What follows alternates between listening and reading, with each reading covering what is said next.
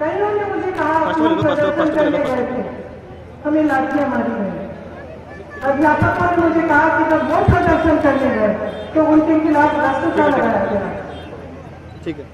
किसानों ने मुझसे कहा कि आइए हमारा घर देखिए, हमारी स्थिति देखिए कि पिछले 5 सालों में हम कर्ज में डूब रहे हैं, हमें बीज नहीं मिलता, खाद नहीं मिलती, यार हमारी मदद कोई नहीं कर रहा और पूरी रात हम अपने खेतों में बैठते हैं क्योंकि हमारा पशु हमारे खेत कर रहे हैं।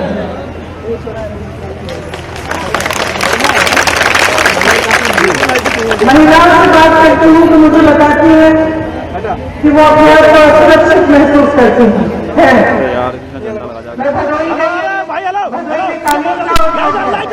बुनकरों से बात की, बुनकरों ने मुझे बताया कि 60% उनके उद्योग बंद होने लगे हैं क्योंकि जीएसटी और नए कानूनों से वो इतने ग्रस्त हो चुके हैं कि उनका उद्योग आगे बढ़ नहीं पा रहा है। तो जहां जहां देखो जनता पीड़ा है और सबसे बड़ी बात तो यह है कि जनता की पीड़ा को सुनने वाला कोई नहीं। मैं वाराणसी में गई, प्रधानमंत्री जी का क्षेत्र है, जब मैं वहां गई मैंने पूछा विकास हुआ है, वो झंडा खड़ा कर तो मेरे साथ बैठे थे, उन्होंने कहा देखिए शहर से हवाई अड्डे तक ये सड़क बनी है। तो मैंने कहा कितने किलोमीटर सड़क है? बताया गया 15 किलोमीटर की सड़क है। मैंने पूछा ये सड़क सैंक्शन कब हुई थी? तो उन्होंने कहा कि जब कांग्रेस की सरकार थी तब सड़कें हुई थी 150 किलोमीटर सड़क। तो मैंने कहा 150 किलोमीटर सैंक्शन हुई और 15 किलोमीटर क्यों बने? तो हंसने लगे, आप हवाई अड्डे से आगे जाएंगे तो गड्ढे मिलेंगे आपको। ये सिर्फ इसलिए बनाई नहीं ताकि दिखावा अच्छा हो कि यहाँ पे ये सड़क बनी है। वहां पे एक पुल बना था, मैंने पूछा ये पुल कब का है? उन्होंने कहा 75 साल पुराना है।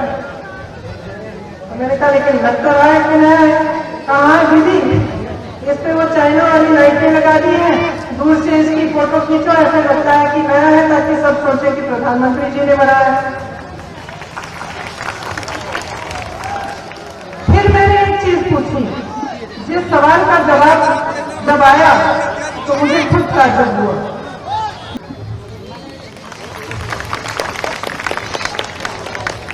और ये कोई छोटी बात नहीं है, ये कोई छोटी बात नहीं है, ये बहुत बड़ी बात है क्योंकि इससे पता चलता है कि ये जो सरकार उन्होंने बनाई है, इस सरकार का दिल कहाँ है?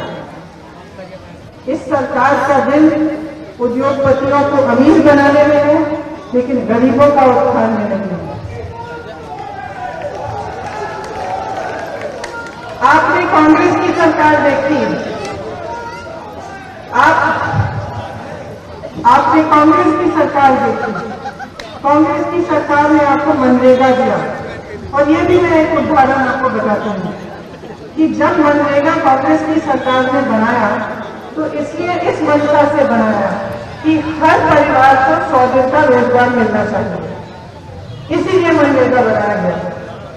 तो सबसे पहले तो जब ये सरकार में नहीं थे और विपक्ष में थे तो खूब जोरदार विरोध किया, कहा मनरेगा जैसी योजनाओं के लिए देश में पैसे नहीं है, नहीं होनी चाहिए। फिर कांग्रेस ने मनरेगा बनाया, लोगों को अच्छी लगी ये योजना, आपको रोजगार मिले गांव में, गांव के जो कार्य थे आप द्वारा हुए। जब ये सरकार में आए तो इन्हें लगने लगा कि ये तो जनता को पसंद है ये योजना, लेकिन जनता को यह भी मालूम है कि ये कांग्रेस की योजना थी। तो हम ऊपर से प्रचार करते हैं कि हम इस योजना में और पैसे डालेंगे।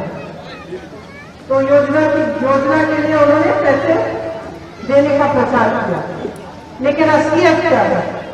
असलियत आप जानते हैं मेरे से अच्छी तरह कि आज मनरेगा में जो रोजगार करता है उसे 6-6 महीनों के लिए पैसे नहीं मिलते, 6-6 महीनों के लिए। और ये कोई ये गलती से नहीं हो रहा है, ये जानबूझ के किया जा रहा है क्योंकि मनरेगा को बंद करना चाहते हैं। ऊपर से अच्छा प्रचार, अंदर से बंद करना चाहते हैं। मनरेगा के भी प्रोजेक्ट ज्यादातर ठेकेदारों को दिए जा रहे हैं और ठेकेदार मशीनों से करवा रहे हैं। ये ऐसी सरकार है जो आपका रोजगार छीनती है।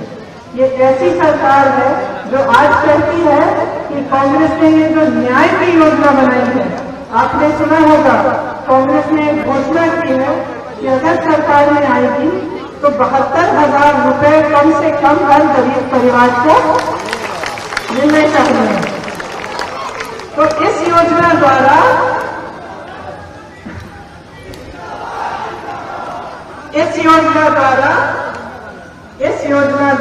कांग्रेस ने ये ऐलान किया है कि किसी भी गरीब परिवार को 72,000 रुपए से कम पैसे नहीं मिलने चाहिए एक साल में। इसका मतलब सुन लीजिए, इसका मतलब समझ लीजिए। इसका मतलब है कि अगर एक परिवार का वेतन मान लो 4,000 रुपए है तो उसको 6,000 रुपए तक बनाने का काम सरकार का काम है। मतलब उस परिवार का वेतन 6,000 तक करने का काम सरकार करेगी, वो भरपाई सरकार करेगी, ताकि हर साल कम से कम 72,000 रुपए हर एक परिवार को मिले। अब ये भी सुन लीजिए कि जब ये घोषणा हुई तो भाजपा की सरकार ने क्या कहा कि ये सब चुनावी जुमले हैं, देश में इसके लिए पैसा नहीं है। लेकिन आप मुझे बताइए, जब उद्योगपतियों के ऋण माफ करने थे तो इसी सरकार को 317,000 करोड़ रुपए मिल गए। तब 317,000 करोड़ रुपए थे उद्योगपतियों के ऋण माफ करने के लिए। लेकिन जब कांग्रेस की सरकार कहती है कि किसानों के ऋण माफ करेंगे तो कहते हैं कि पैसे नहीं है। और जब कांग्रेस कहती है कि हम एक घोषणा किए कि सरकार बनेगी तो हम 72,000 रुपए हर गरीब परिवार को देंगे, तो ये कहते हैं कि पैसे नहीं है। तो आप ही सोचिए कैसी सरकार को सत्ता दिया है आपने। आप ही सोचिए कि आपने किसमें विश्वास किया, और आप ही सोचिए कि दोबारा इसमें विश्वास करना चाहिए कि नहीं। वही लोग जिन्होंने आपसे कहा कि 15 लाख रुपए आपके खातों में डालेंगे और चुनाव होते ही, चुनाव खत्म होते ही उन्हीं के राष्ट्रीय अध्यक्ष ने ये कहा कि वो तो जुमला था, वो तो चुनाव के लिए जुमला था। तो आप अच्छी तरह से सोचिए, इन्होंने लोकतंत्र को नष्ट करने के लिए, संविधान को नष्ट करने के लिए और संस्थाओं को नष्ट करने के लिए पूरी योजना बनाई हुई है। कोई ऐसी संस्था नहीं छोड़ी उन्होंने। और संविधान और लोकतंत्र किसको मजबूत बनाता है? संविधान और लोकतंत्र आपको मजबूत बनाता है। ये आपको मजबूत करना नहीं चाहते, ये खुद मजबूत होना चाहते हैं। ये आपके हाथों में सत्ता कभी नहीं छोड़ेंगे, ये अपने हाथों में सत्ता चाहते हैं। और इसलिए चाहते हैं क्योंकि काम नहीं करते, बड़ी बड़ी बातें करते हैं, कहते हैं कि बहुत शक्ति है इनमें। लेकिन मैं समझती हूँ कि इससे दुर्बल सरकार कभी हुई नहीं इस देश में। क्योंकि राजनीतिक शक्ति सबसे बड़ी राजनीतिक शक्ति होती है कि अपनी जनता की आवाज सुनने की शक्ति। ये सबसे बड़ी राजनीतिक शक्ति है। और उस आवाज से अगर अपनी आलोचना हो, उस आवाज से अगर ये कहा जाए कि तुम गलत कर रहे हो, कि तुमने मेरा विकास नहीं किया, कि तुमने मेरी सड़क नहीं बनाई, कि तुमने मुझे वेतन नहीं दिलवाया, तो वो आवाज सुनने की शक्ति हर नेता में होनी चाहिए। नहीं तो उस नेता में शक्ति नहीं है, दुर्बलता है। वो सबल नहीं है, दुर्बल है। और इस सरकार में वो हिम्मत नहीं है कि आपकी आवाज सुने। वो गांव-गांव इसलिए नहीं जाते क्योंकि गांव-गांव में सच्चाई सुनाई देगी, गांव-गांव में सत्य दिखाई देगा। क्योंकि ये देश सत्य के आधार पर बना। जिस आंदोलन में जो स्वतंत्रता सेनानी जिनकी यहाँ समाधि है, कौन सा आंदोलन था वो एक ऐसा आंदोलन था जो कभी पहले दुनिया में नहीं हुआ था। वो सत्य, प्रेम और अहिंसा पर आधारित था। उसके बाद दुनिया भर के देशों ने देखा, मिसाल लिया उसका। अफ्रीका में भी उसी के मिसाल पर दूसरे देशों को भी स्वतंत्रता मिली। सत्य पर आधारित था वो आंदोलन।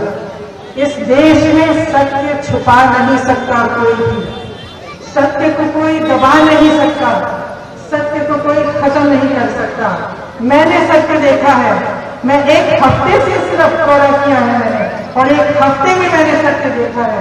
मैंने सत्य उस बुनकर के घर में देखा है जिसके छप्पर में से पानी आ रहा है, जो मुझे कहता है कि 5 सालों में मैं तबाह हो गया हूं। मैंने सत्य उस किसानों की आंखों में देखा है जिसने मुझे कहा कि किसानों का कोई चौकीदार नहीं होता, चौकीदार अमीर का होता है। उस किसानों की आंखों में देखा है।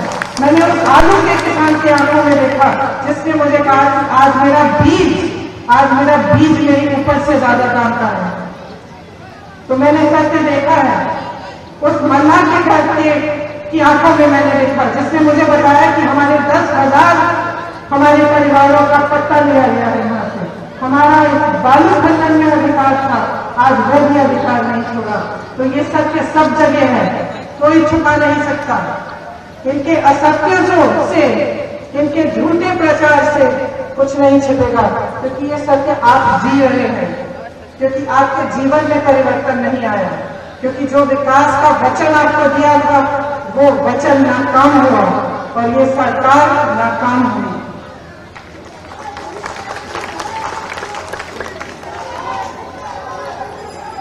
तो ये राजनीति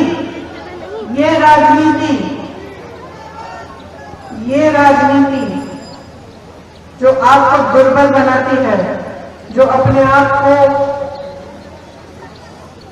अपने हाथों में सत्ता रखती है, जो आपको सत्ता नहीं देना चाहती, उसका क्या करना चाहिए आप बताइए।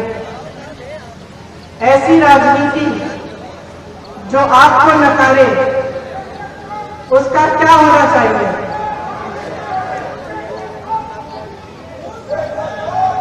बताओ।